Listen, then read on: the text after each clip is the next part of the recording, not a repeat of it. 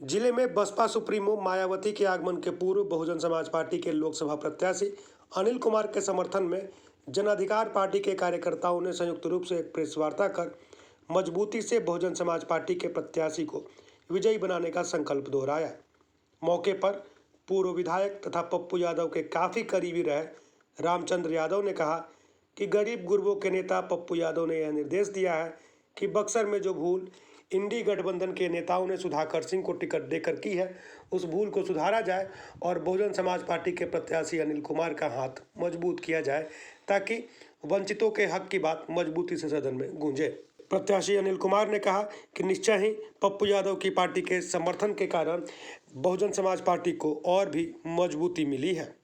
देखिए, पप्पू यादव ने जिन्हें जिस दिन समर्थन दिया था उस दिन ही एक आगाज हो चुका था और आज उनके मानने वाले लोग, उनके समर्थक रामचंद्र जी हो गए, लाल साहब हो गए, यहाँ के जिलाध्यक्ष हो गए, ये सब और बाकी बहुत सारे मुखिया प्रतिनिधि हैं, मुखिया हैं यहाँ, तो इन सबों ने आकर के ये बता दिया कि अब बहुजन समाज पार्टी का जीत निश्चित है और सारे लोग आज से लग गए मैदान में और मैदान में लग करके अपने लोगों को, अपने समाज के लोगों को जोड़ने का काम बहुजन समाज पार्टी के पक्ष में। मतलब क्या जीत पक्की हो रही है? निश्चित रूप से उनके आने से एक बहुत बड़ा समाज जुटा है और लोगों की विचारधारा बदली है कि बहुजन समाज पार्टी यहाँ निश्चित रूप से जीतेगा और बहुजन समाज का बक्सर हो।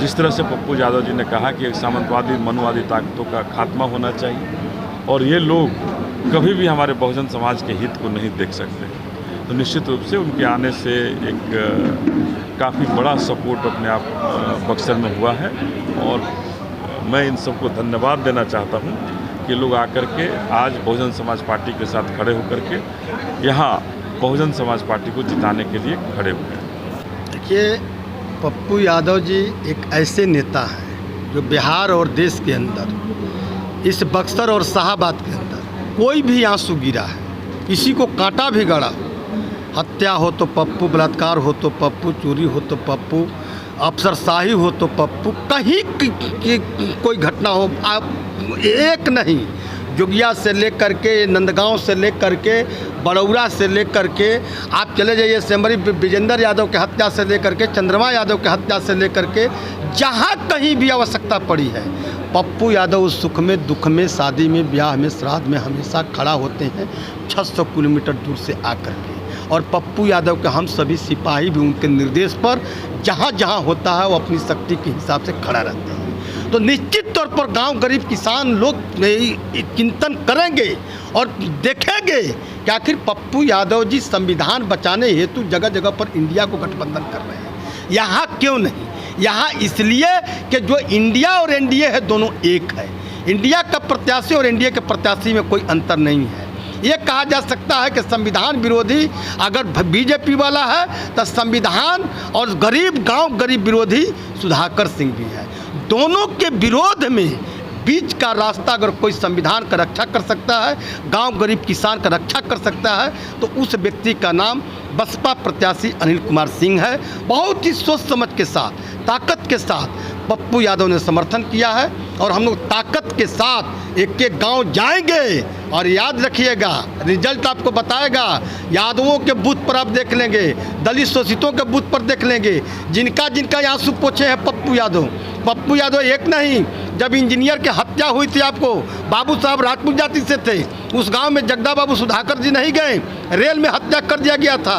उस इंजीनियर के हत्या का सजा पप्पू यादव ने दिलाने का काम किया था। उस लड़ाई को लोकसभा में लड़ने का काम पप्पू यादव ने किया था।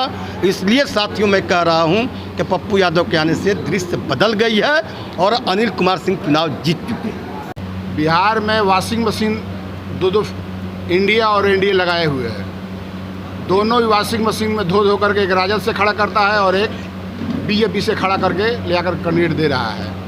और इन सारी चीज़ों को देख करके जनता इस लड़ाई में बहुत आगे निकल चुकी है। यहाँ विपक्ष है कहाँ और पक्ष भी नहीं है। पक्ष और विपक्ष से दूरी बना करके जनता इतनी आगे चली गई है लड़ाई लड़ने के लिए। इसी लड़ाई में अनिल जी को जनता का जन समर्थन मिल रहा है और जन अधिकार पार्टी ने और पप्पू यादव के लोगों ने आज जन समर्थन देने का काम किया है। बक्सर से चंद्रकांत निराला।